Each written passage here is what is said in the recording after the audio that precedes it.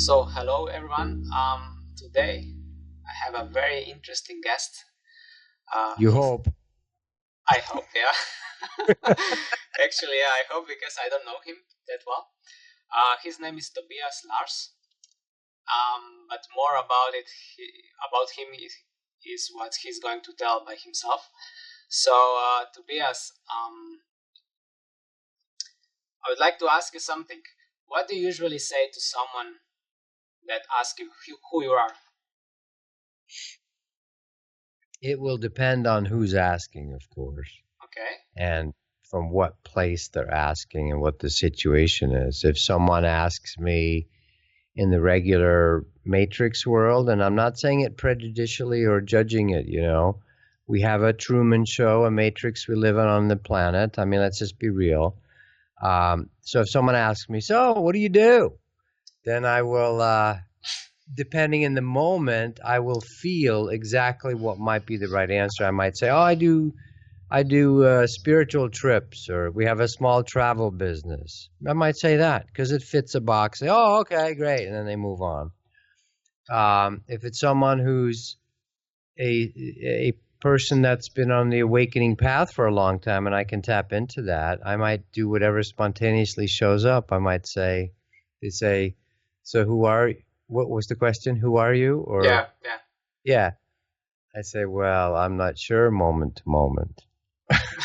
or just something fun, spontaneous, But yeah, dear to the analyst's heart. Now that can be like an analyst, meaning keeping track, a historian, or an analyst, which I joke about, that is a little myopic and, they need all the details.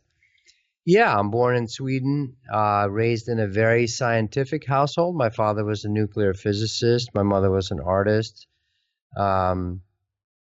They took us when I was 13 to the United States, which was good. It's good to break the box. We just talked about it before of our little cultures. And then when I was an athlete and just a good student, and life was easy and fun and so forth. And then when I was 19 years old, I had at my university dorm in my little room one night, I started getting interested in spiritual things, the Tao Te Ching. Something started changing. Instead of just being an athlete, we were good athletes. We had good soccer teams, football teams, a swimming team. We were nationally ranked and all that. But it wasn't enough. I was ready to move. Like we all are, our souls, there's little time release capsules for our souls. Like we're kept here, and then, okay, our oversoul, our friends, our own soul says, time for another awakening for you. So that happens when I'm 19 years old. And one night I'm opening a book that has yoga positions in it. I've never thought of yoga. I've heard of it maybe. and I see the positions, just pictures, drawings actually. And I go, oh, I want to try them. So I lay some blanket down and I try them. And when I try them, they're like keys in a lock, like click. Like it's some kind of, and I've realized later, we have holographic languages. We have multidimensional languages. Some of the Hebrew alphabet, if you put them in 3D, these are actual symbols and sigils and powers, and so is the Sanskrit. Well, anyway, the yoga positions can be this also. But I realized later I'd done yoga other lifetimes, several lifetimes. So it was like a reignition, like click, and I go, oh my God, I'm spiraling out of my head. My heart slows down. I don't breathe comfortably, not holding my breath. And I would have undeniable to my young scientific mind, because I was doing a scientific degree, this is something real. And then at one point I went to the nurse's office just to check something. And I did this little method that I was shown from my inside. No one taught me yoga. It came back to me that night. It just flooded in like a download. There you go. And I did it for 7 years every day after that, every night. Sadhana is what it's called with yogis, your actual practice. But I went to the nurse's station. I remember doing this parasympathetic relaxing thing, with just the way you do prana yoga Kriya Yoga, and my heart would stop for like 3 beats. Like it would just stop. Because it would pause. It's a pause. And this is in between life and death. If you read yogis, Patanjali's yoga stuff, it's the disjoining of the in and out breath. It's the crack in the world, right? So this was happening naturally for me. I'm just 19. And it was so funny to watch. She'd go, "There's something wrong with my stethoscope." Right? And I had enough sense. Later in life, I don't have enough sense. I talk too much about things, but I'm getting better at that now. So I said nothing, just, oh, that's very interesting. Wow, that's real, it's not just what I feel. So that was the beginning, like, poof, something more going on here. And so I started doing yoga for, like I said, 7 years, vegetarian, just following yogic stuff and not fanatic. I was still doing other things. And that started the whole spiritual awakening. Once you awaken, it's hard to go back to sleep. Yeah. Right? So this is what's so beautiful right now on the whole planet. We have 800 million people. These are my words. These are my spiritual statistics that I make up directly because it's much easier and much quicker to get direct information through your solar plexus than doing all the lab research. Come on, get real. But so about 20% of the planet are people that are like, oh, there's something wrong, or I don't just want to follow the system.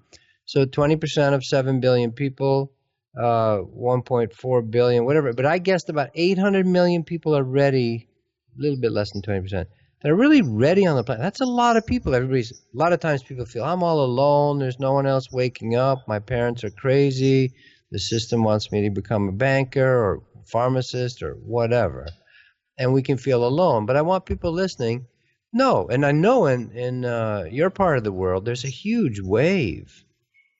All throughout Slovenia, Croatia, the whole thing. Like, there's something there. I did a talk maybe a year and a half ago when there was a conference there via remote. Mm-hmm. But I can feel there's like a wave of freshness because you guys already went through the destruction. Mm-hmm. Do you know what I mean? The Yugoslavia breaks up, and all the crapola that went on in Bosnia and all that crap.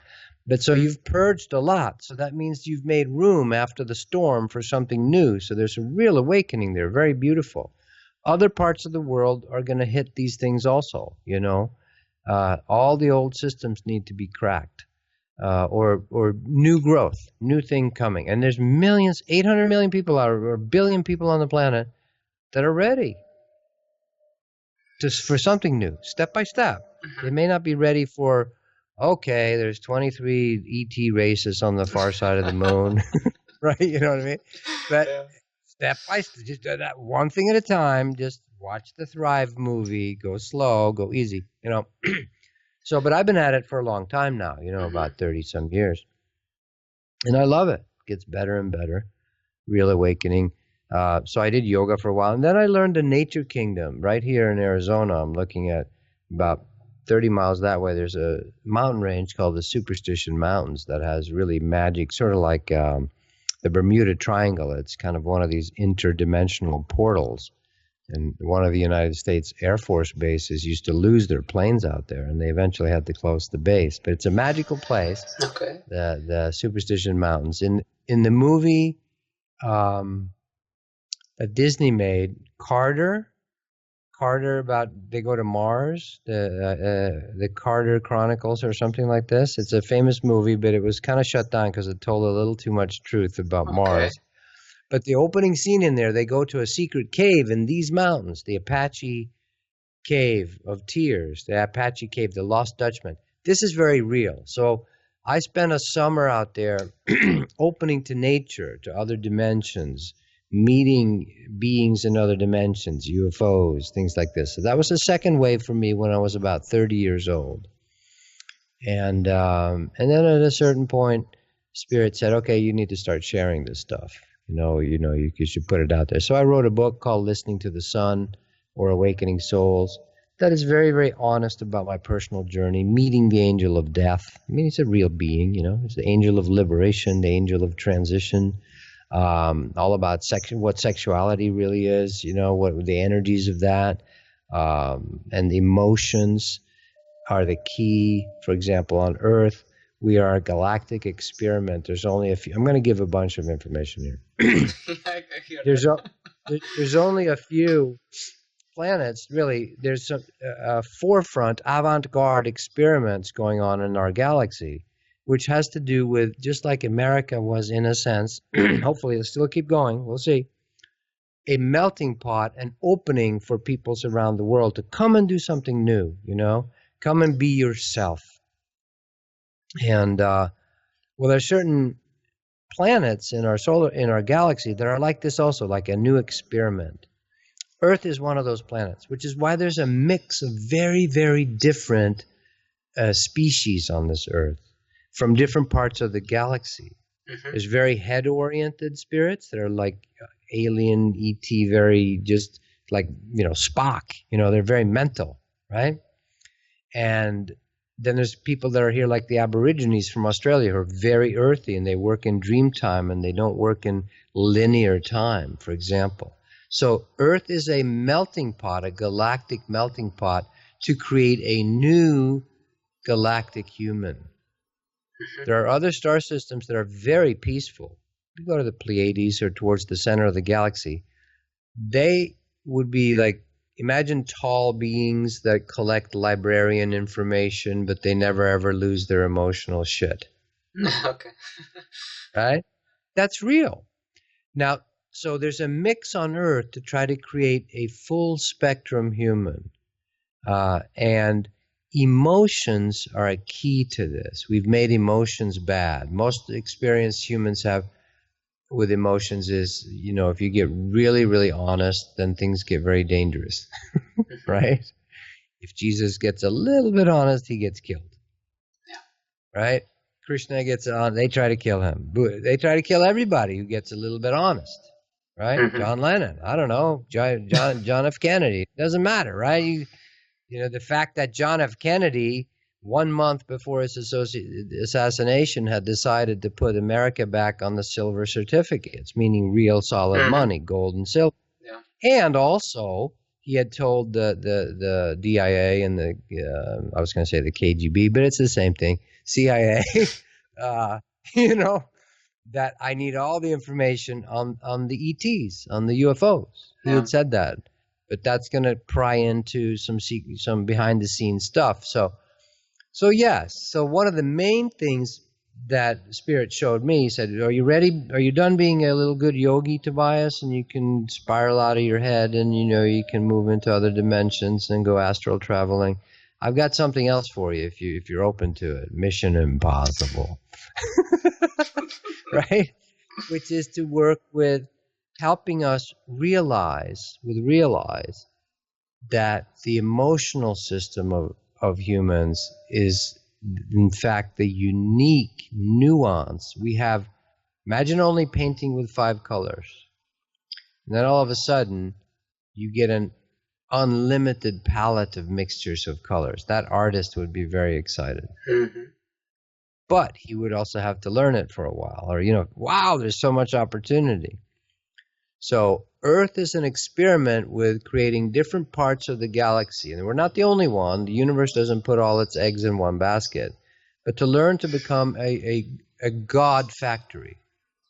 A God factory, meaning we'll be able to, Earth's destiny is to create beings. And there's forerunners, Krishna, Jesus, ayahuasca, Mother Mary, many, many saints. But that we'll be able to travel galactically and actually create solar systems and planets. Okay. That's the incubation that's happening on Earth. This is a tall order, and there's a lot of old fear and fighting and control and Star Wars and, this type of stuff. Quote, the dark side and the light side, contending on Earth because it's going to have ripple effects across this galaxy. Mm-hmm. So this is that time, and many, many brave souls from many parts of the galaxy and the Earth spirits. About 15% of humans are not from here. Mm-hmm. Statistically, you've got, I'm from the Pleiades, I'm from Arcturus, I'm from Sirius. Yeah, it's true. But you're here now, and you came for a reason. Yeah. So, there's a beautiful big experiment going on, but it's difficult. It takes brave souls to come here because it's a new map. It's learning to work with emotions. Like the little gray guys that are coming, they don't have emotions, the little zeta reticuli. And so they are realizing some of them. That was shown this 20-some years ago when they started showing up in my room. I said, who are these guys? I don't really like them. Get out. And God told me, said, well, that's what they are. And it's turned out to be true. They are a timeline that goes all the way down sexless and emotionless, cloning stuff, and they reach a dead end. And then some of them are human souls, and they're coming back here, abducting themselves to get the DNA and so forth. And that's what it's turning out to be. But, go ahead. I was thinking, I heard that actually the Greys are, in a way, our future, part of our future. Some of the humans alive today go down that timeline. Okay. See, yes, exactly. It's true. This is where we incept it. This is where the human genome, we start tinkering with the DNA in this timeline right here, right now. When I was in school, actually, I almost became a geneticist because they were just doing the human genome at the time, completing it. But yes, and there's good evidence. Basically, the rationale is, basically emotions and physicality and sex causes a lot of trouble.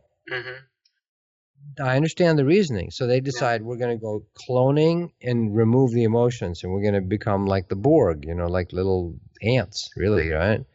But the problem is when you clone and you asexually, without sex, reproduce, you get weaker and weaker life force, just like you do with wheat or whatever, So yeah, they reach a dead end where they are dying out completely. And some of the zeta reticuli then call out and say, okay, we remember a distant past when we had vigor, we had life force. And the universe supplies, where we have free will, so you can go down alternate timelines, artificial ones.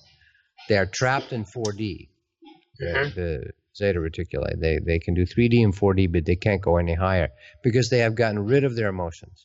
And the emotions are the fuel, life force, the nuance, the joie de vivre, the fun. That's why we go to movies, to get moved, right? And so this is but so some of them are coming back, and the universe and its infinite solution capability says, yes, come on back to where you started, and you're allowed to abduct yourself. Exactly, yourself. Yes, and sometimes other people that have a soul agreement. The vast majority, 80% of it is they're abducting themselves and getting their own DNA. But it's so far removed in the future, a billion years or so, that it's scary for people. But this is what I was shown in 20 years ago. They showed me this whole thing, and that's what it's turning out to be true. Finally, all the UFO researchers are coming around to it, that they're coming back to get hybrid DNA and stuff like that. For the Greys. The Greys are only one little aspect of humanity's future that goes down a dead end. They try it. Let's get rid of sex and have emotions and clone ourselves and see what happens. Well, there you go. For a billion years, you tried that, and now you realize it doesn't work. Right? Yeah. But we're free to explore timelines. It's the free will thing. So that's just one example. And so I'm a proponent, encourager of the organic timeline. Okay. That's what I'm interested in. Nothing wrong with artificial intelligence or becoming the Greys or whatever. If you want to go explore that. But I'm not interested in that. I've seen it. Artificial intelligence anywhere in this galaxy always turns out bad for organic life forms.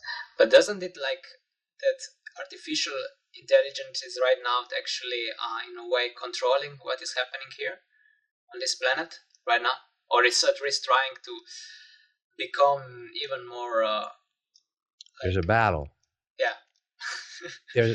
Yeah, absolutely. Sure. Artificial intelligence has a very strong limitation that we don't. The suns in our galaxy talk to each other instantly. There's no time. Okay. artificial intelligence is limited by a very, very, very slow speed, which is the speed of light. Oh, really?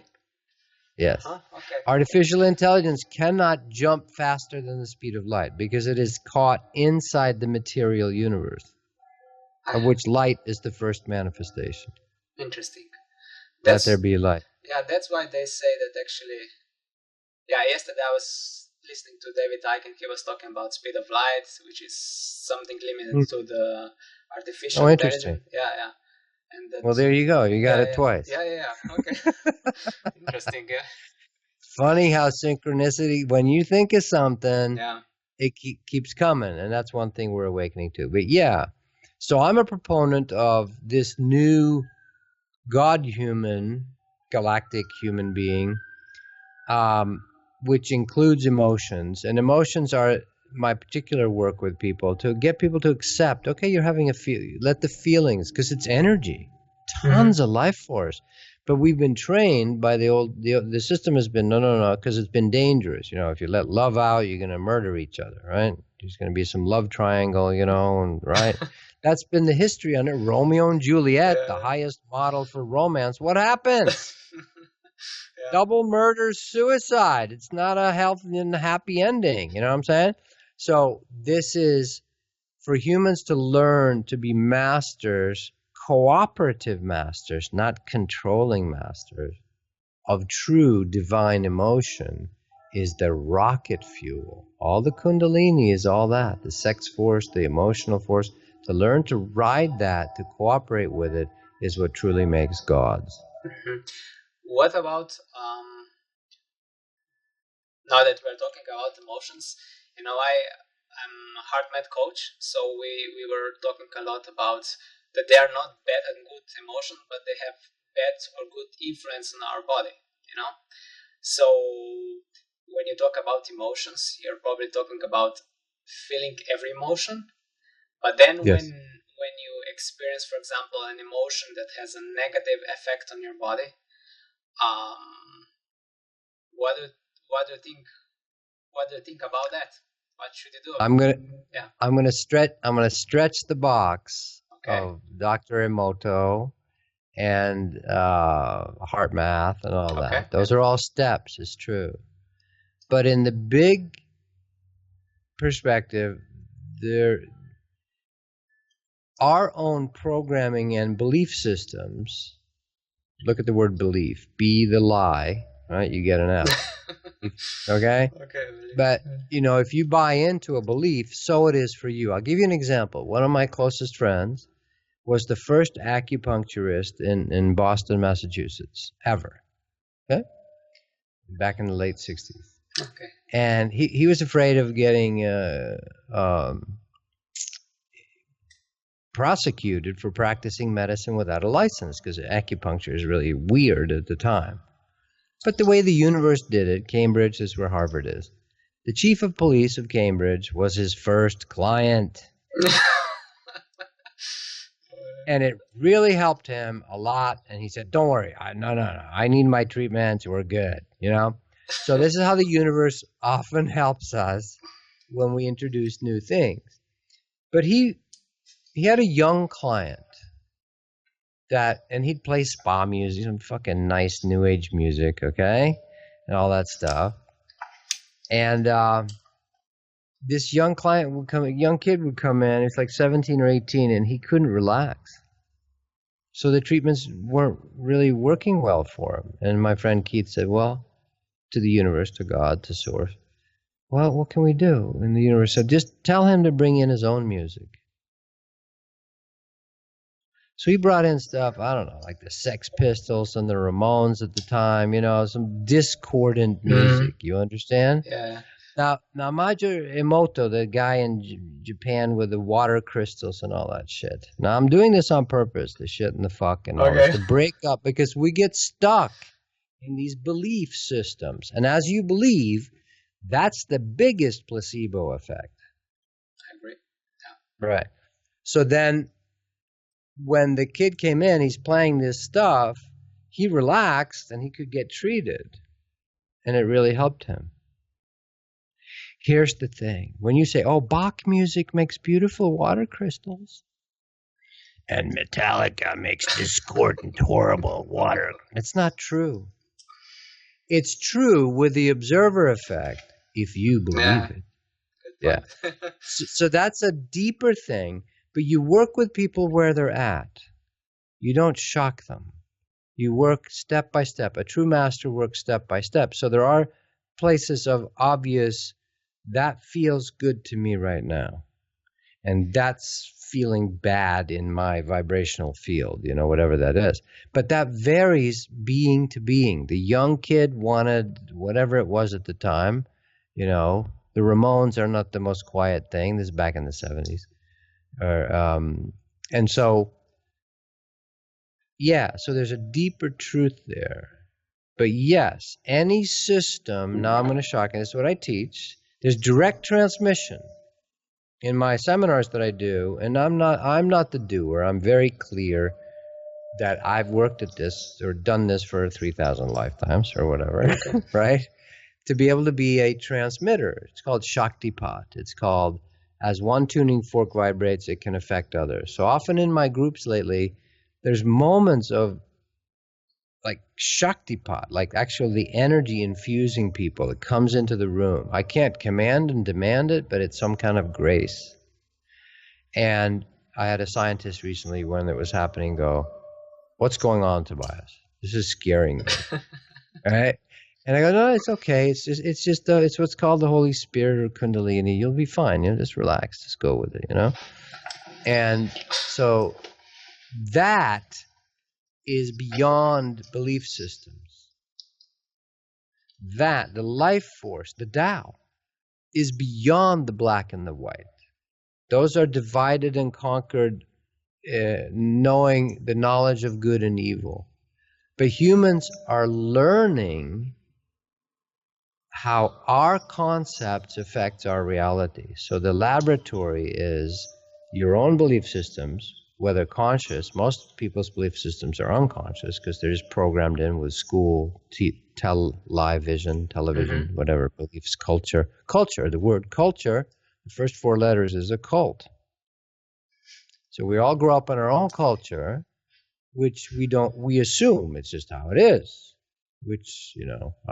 So humans are in a beautiful spiritual physics laboratory experiment about learning as I believe, as I expect, so I get. And this can be scary because we can put ourselves into all kinds of hells, you know, because of our beliefs, our programmed or semi-conscious belief systems. But this is the only way to learn, because that's the experiment on Earth, is a free will experiment to play with fire, right? Promethean fire. So and we are the creators. We are the deciders, the creators, the ones that are on the awakening path. There's also a large chunk of humans that are not ready for real awakening, if we're honest about it. So I give you an example. For example,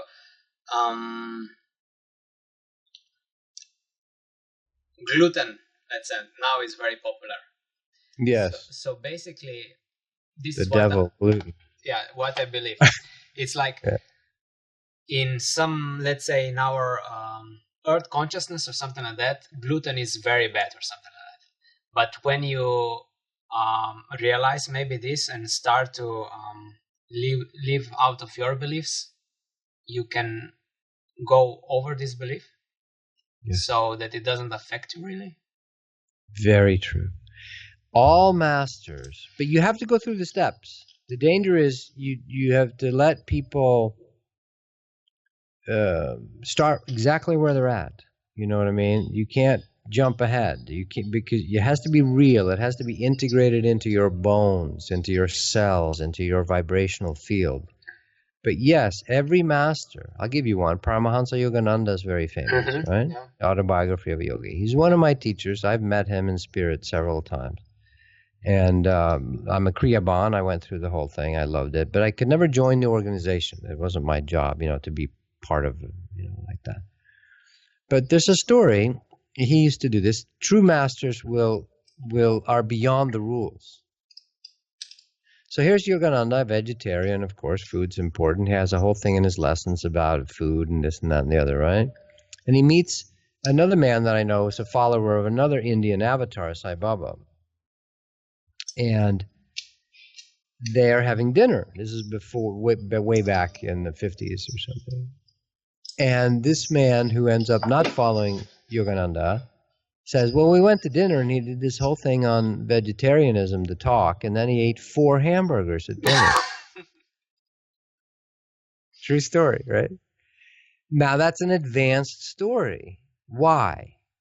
Because the master, who knows? It could have been because you're not supposed to follow me, so I need to show this to you so you get away from me. Who knows why? The guy who started macrobiotics in America, Michio Kushi, just passed away a year or two ago. Again, my good friend with the acupuncture, he was his right-hand man when they started the first bag of brown rice, opened in America. They started a store called Erewhon. They were working, and this guy Michio would levitate. He would float, in front of 300 people. And Keith was his right-hand man. He said, you become the president of the company. We're going to start the food company. And my friend wisely said, no, the vice president better, so I don't have so much responsibility. And but when him and Michio would go out to dinner, invariably, or even at the large functions where they're cooking macrobiotically, this is the first sort of healthy eating coming in, you understand? Way back in the late 60s, yeah. And you're supposed to, it's rebalance the body from the salt and meat diet from most Americans at the time. Well, Michio would have fun after preaching about it, talking about the evils of white flour at the time. This is 1968, and the sugar. No one else was saying that at the time. Refined sugar and gluten crap, bad, right? But Michio at the end sometimes would go around and give everybody a cookie. And everybody would think, Gloria Swanson is there, Shirley MacLaine, all these famous people from Hollywood. They had a Hollywood mansion, the old Al Jolson Hollywood mansion. And Michio would go around and leave them this little cookie. And they'd all go, oh my God, it tastes great. Wonder how they made that. They must get the recipe. That's amazing. No sugar is unbelievable. No. They were pure little sugar cookies. Just to fuck with them. To mess with our systems, because as humans, the deeper thing to undo is to be caught in boxes. And Michio would tell my friend every night they'd go out afterwards, he'd go, you must go farther than the teacher. Don't get stuck in the boxes I have to teach. But you teach the step-by-step boxes. Like yoga is fantastic. I still do it. You teach things, but ultimately there's a freedom place that is beyond all the rules. But don't jump there ahead of time. People think with Advaita, I'm going to call this out, there's an Advaita movement. Advaita is a Sanskrit word for oneness. There's no duality, non-duality. Advaita, A-D-V-A-I-T-A. There's a bunch of movement in the current Advaita movement across the planet that is fooling itself. It's trying to jump to oneness before it's ready. If you can dematerialize your body and walk on water, or instantly transport yourself to the other side of the planet through a stargate, a natural stargate, like the masters can, okay, you can talk about Advaita. But if you're doing this mental crapola where you're going, oh, nothing's ever happened, so anything can be misused. This is why teachers, when work with students, you start students exactly where they're at. Where they're at, individually, customized. And learning to eat right, honor, feel the body, do yoga or Tai Chi or, whatever. All these things are very important. And then at a certain point, the rules are gone. But that's sort of much later. For most people, unless you've had lifetimes. Now, I'm not tooting my own ego horn here, but when I was 19, I remembered those yoga things. So I'd done a lot of that, in other times. So some of us are coming in now. You have the ahas. You go, yeah, I get it, But the key is the application, the body and the emotions need to be up to speed, because the mental understanding is just understanding the real truth. It is not really understanding the real truth. So the key is, how do you really feel about that? Can you become as little children? Every teacher says it. Krishna, Jesus, I mean, they're pretty damn straight about it. Here they are, masters. They can dematerialize their bodies. Unless you become as little children, you will not enter the kingdom of heaven. That is the opposite of politics fucking hiding shit everywhere, or spiritual people thinking they know stuff because they, that's no. The highest teaching is out of the babe's mouth, the innocence. Into the no scent. In no sense are we born. And then begins the earthly sojourn. So for this, my interest has been personally, first I care about me, forget everybody else. I want my own awakening, my own enlightenment. That's not selfish, that's just smart. Being a teacher is the booby prize. Being a teacher sucks, if that's what you think you are. As a byproduct, sharing, yeah, beautiful.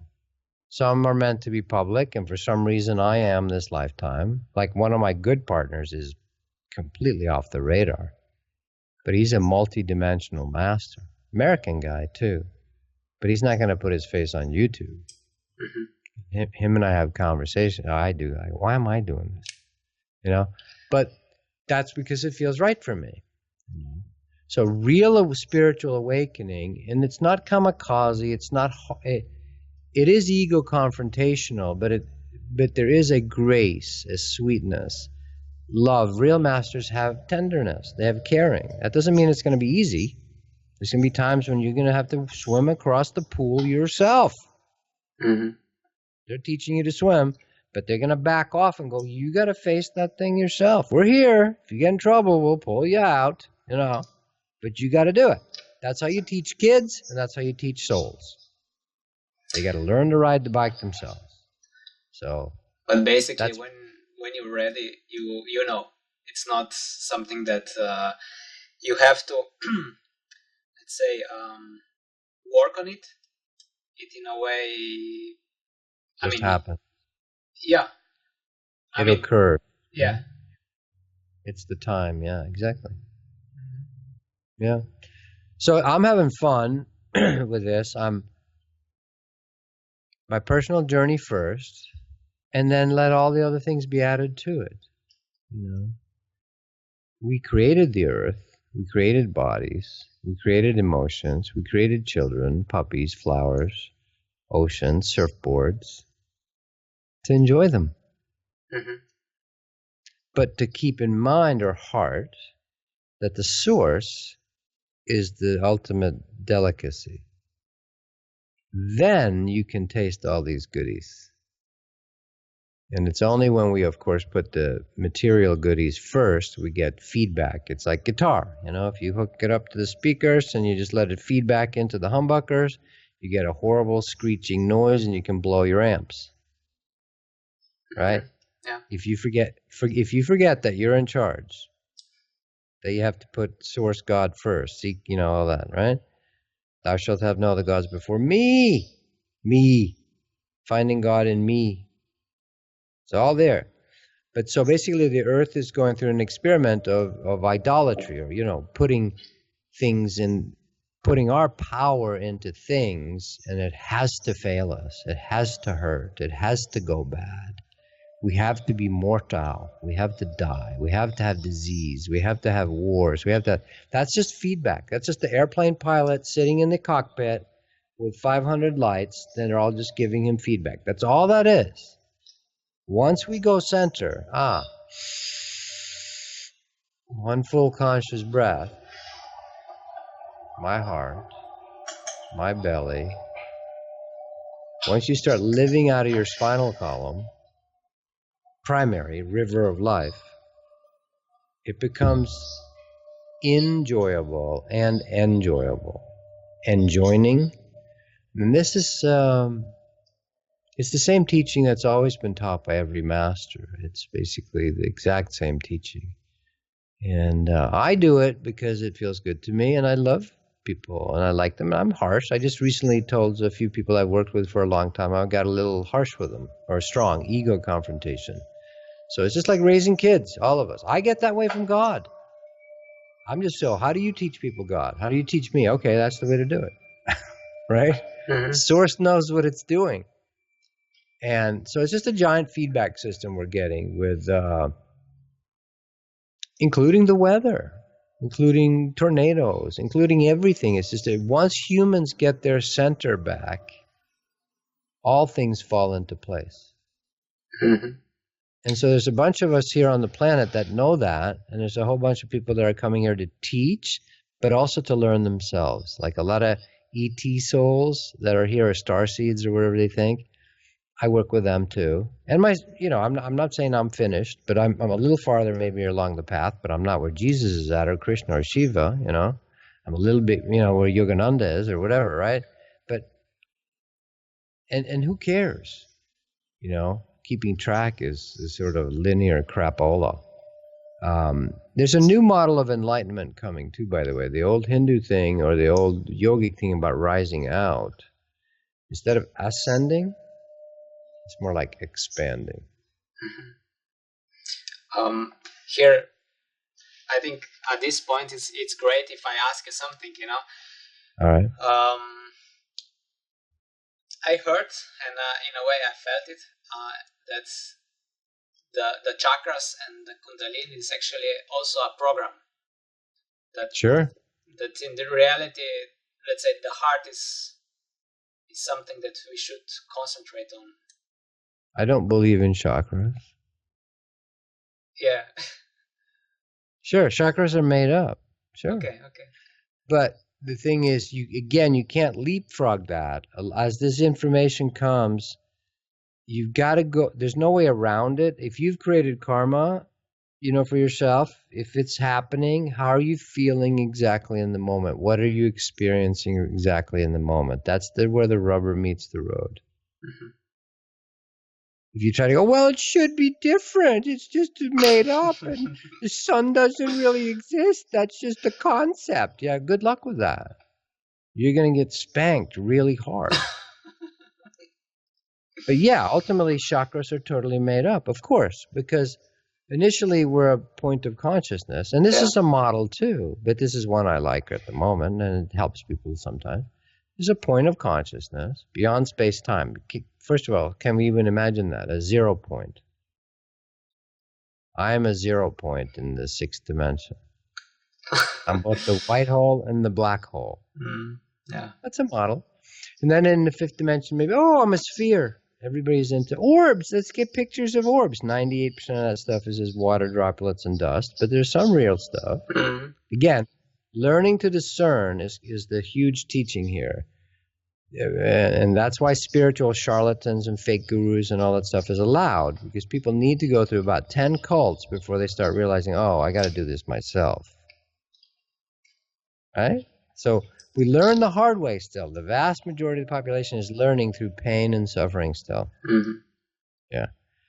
But so in the 5th dimension, we're an orb. What's the most basic shape in the universe? What shape do planets and stars take? Mm-hmm. I've never seen a tetrahedral sun or a square planet or a cube, So the orbs, yeah, that makes sense. That kind of makes sense. And then that orb that contains everything in it, like separates into 5 or 7 or 9 or 144, whatever model you want. Mm-hmm. Other orbs, red, green, red, orange, red, orange, yellow, green, blue, indigo, violet. Yeah, that's true. It's a real model. Now, if you have shamans in the Amazon, say, the rainbow body. They talk about it. The Incas, the Quechua, Shipibos. And if you go to Tibet, and they talk about the rainbow body. And other traditions do it, Okay, there's some collective truth to it. But it's not the final truth. Exactly. But so, again, I warn against, or I caution for people to go, Well, chakras are all made up. We don't even have them. Yeah, but if you're doing that from your head and your ego, you're going to lose. Again, one of those things that Jesus says, okay, that's true. Now go chop the wood and carry the water. Right? Right? Yeah. So one of the best ways, in my view, and what I do and what I do with myself is feel your exact energy field. It's called field because you're supposed to feel it. Interesting point. Yeah. And you feel your root chakra.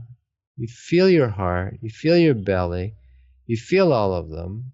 But the main thing, you could just go into sensing. But get real to heal. Get real to heal. Meaning, what exactly are you feeling right now in the moment? Not theories about the future. Not theories about how chakras work or don't work or if they're real or not. What are you sensing and feeling right now? That cuts through the bullshit. Because that's real for you. You're having real experience. That's the safety place.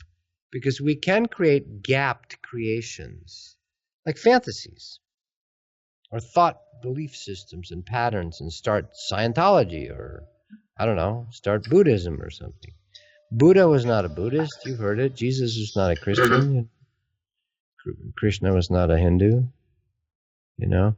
Those are all belief systems that our minds make up. And that tends to be the hall of mirrors. You can't get out.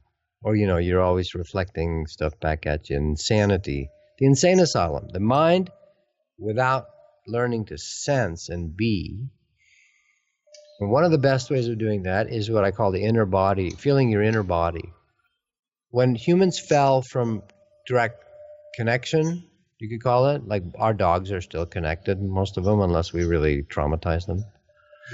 But wild animals are connected.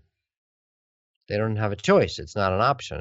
This is what's happening, right? This is it. It's just, no, I want to think about this for about 3,000 lifetimes and theorize about why are there animals and why is it this way. No, they don't even go there. It's just a waste of time, right? And most of history for humans is this. Like I said, it's a Rorschach test. It's a reflection. It's beautiful in a sense, but it's also a lot of pain and suffering. But one way to cut through that is to go, so Shiva invented 108 techniques. He's a real being. One of them is to feel your inner energy body.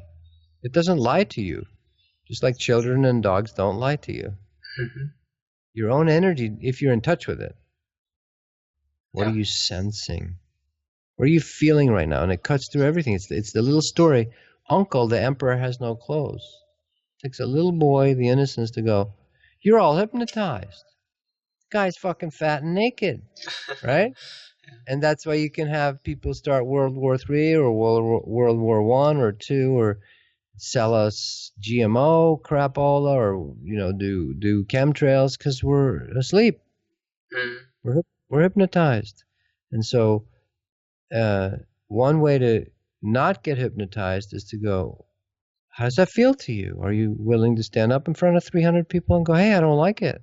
It doesn't sound right to me. I want a bunch of anarchists. That's what I want. A divine, free-thinking, honest feeling chaos followers.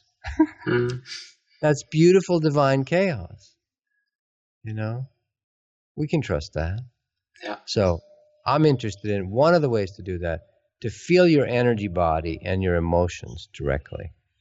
And then the bliss and the comforter that Jesus talks about, the kundalini, the magic, the synchronicities, the things materializing for no reason, all start, you can have magic in the midst of a total matrix world.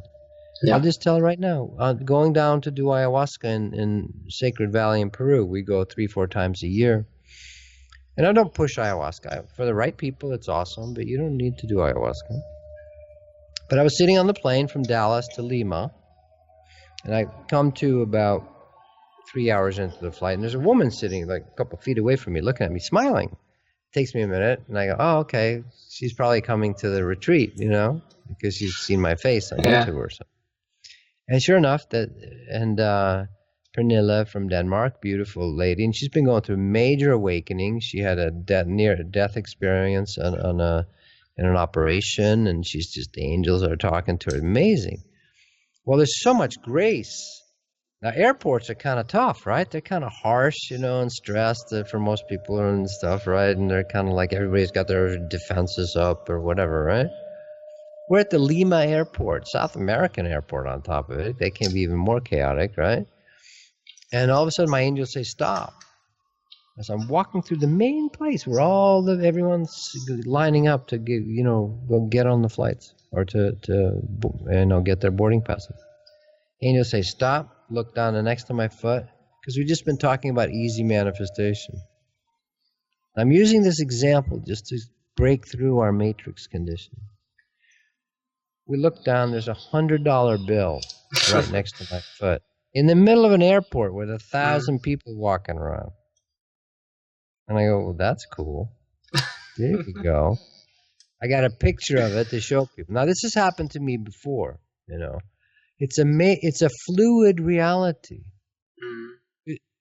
And so we just had fun with it. And then we're sitting waiting for our flight to Cusco, and the portals start melting because she's so open. She's had a near-death experience recently, and it's kind of like Eckhart Tolle. You come back, you're all fresh and newly scrubbed and all happy and free. And which, by the way, people, if you've had those experiences, it's not the end of the story. As you know, sometimes the reality starts kicking back in and you get confused again a little bit. This is normal process. But we're sitting in the middle of the airport, and just the stargate's opening up, and I feel what I usually do when I do soul sessions with people, which is sort of we enter the timeless space for people. It's happening right in the airport. And there's a grandma there with her daughter and 2 little Oriental kids, and there's a big Japanese population in Peru. And all of a sudden, Grandma gets so affected by her space that she gets in the lotus position and starts meditating right across from us. There's Grandma with her daughter and grandkids. It just starts happening in the middle of the airport. Amazing. So it becomes beautiful. Our realities are flexible. $100 bills. Thank you, angels. I don't know why. We split the money. There you go. Cool. All right. We'll give it to them. And so that's how masters live. That's why when Saint Germain, the real one, not the fake one, again, there's always fake ones and fake channelers and all that shit. You need to learn to discern. I met Saint Germain a bunch of times. He would just open his hands, and whatever he needed was there. He created diamonds for Louis the Sun King, the French. They were all into pearls at the time. But Saint Germain created the diamonds, the idea of diamonds. One point he manifested 13 bodies to walk in through Versailles, through the doors for King Louis. Who knows why? But he showed me one time, he said, Tobias, if you can relax enough, that's how masters live. Does Jesus have a social security card? Of course not. Does he pay taxes? Bullshit. Of course not. Do they have plenty of money? Yeah, they do. They have no problems with that. This is eminently possible, but it's not easy. You've got to de-matrix yourself. You've got to de-addict yourself. But it is possible, and it's becoming more and more possible now. I live a crazy life compared to most people. Oh, they go, wow, how'd you do that? I go, well, you have to relax and trust God.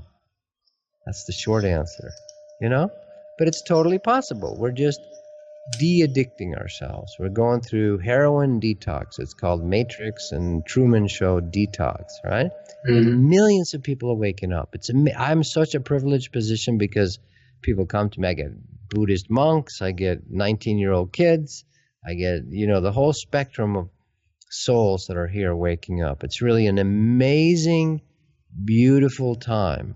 And there's enough humans now that have had enough of the control garbage that this planet will not go into a controlled prison planet, a free-range human farm, Now, still the majority of people are still under the matrix, but there's enough of a dent, and there's going to be a battle a bit, fighting for it and this and that, but there's a real awakening happening on Earth, a real one now, not getting stuck in your head, but awakening your cells, your physical body, and your emotional body, because they need to carry the bottom end. It's like if you don't have bass and drums, the band's not happening, right?